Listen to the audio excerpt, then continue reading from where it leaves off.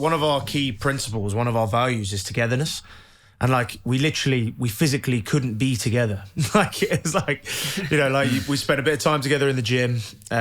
You could spend some time together on the field, but then it's back into your rooms and stuff. So it was difficult. Do you think that England's performances were actually better than the championship table showed? Yes and no.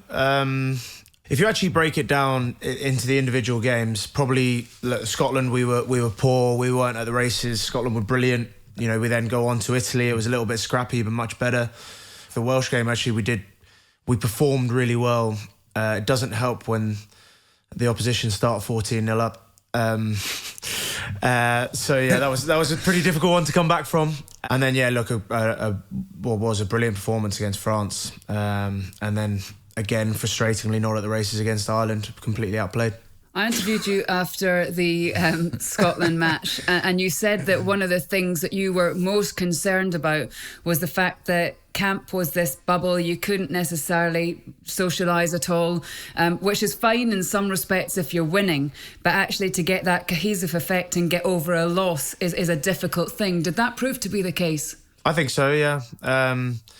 The protocols that we had in place were pretty strict. There wasn't a team area as such. We were eating on individual tables, and then it was pretty much straight back up to your room on your own. And Shawnee, you'll know, like after tough games, in the build-up to your first game in the Six Nations, you want to try and gel the team as quickly as you can. And, it was pretty difficult for us to create that positive environment that we usually have. And it was difficult to get over the negativity, really. Obviously, we started quite badly. And, yeah, there was quite a negative vibe around the media towards the team, and when you're getting the negativity and the only thing that you can do is sit in your room on your own, it's pretty difficult to get away from it. How do you find out about the negativity from the media then? How does that infiltrate the camp? Because any player you speak to, any coach you speak to, nobody pays attention to the media. So how do you guys know? Yeah, but that's not the way it is though either. Yeah. Yeah, everyone reads it. Like, you get tagged in a million things on social media. The way that you mostly find out about it is you get texts from your parents saying like, I hope you're okay.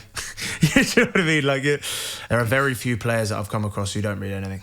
It was very tough, speaking to some of the Irish lads as well. The environments that they had to adhere to with COVID and everything is incredibly tough. And it's grand when a team is going well. When you're in that bit of a place where you're not playing that well, one thing, like one evening together, one like dinner, couple of bottles of wine, whatever it may be, like next minute, bang, we're back, you're back, like. And there's a feel-good factor to that when you rock on to training on Monday and Tuesday and you hit the ground running and you go, right, let's turn this thing around. When you're all like divvied out around a hotel room, or in a hotel, I should say, never mind a hotel room, it's so hard to have like the communication, even with leaders, etc. And I think everyone has struggled with that, and that's something that fans don't see either, because all you have is your teammates beside you to get you through these tough times, but you can't spend any time with them at the minute. One of our key principles, one of our values is togetherness. And like, we physically couldn't be together. Like, it's like, we spent a bit of time together in the gym. You could spend some time together on the field, but then it's back into your rooms and stuff. So it was difficult. They loosened up the regulations and stuff towards the end of the campaign. It was a lot more enjoyable. But I have to say, the start of it was really tough mentally. You've been watching the House of Rugby Season 3 on Joe.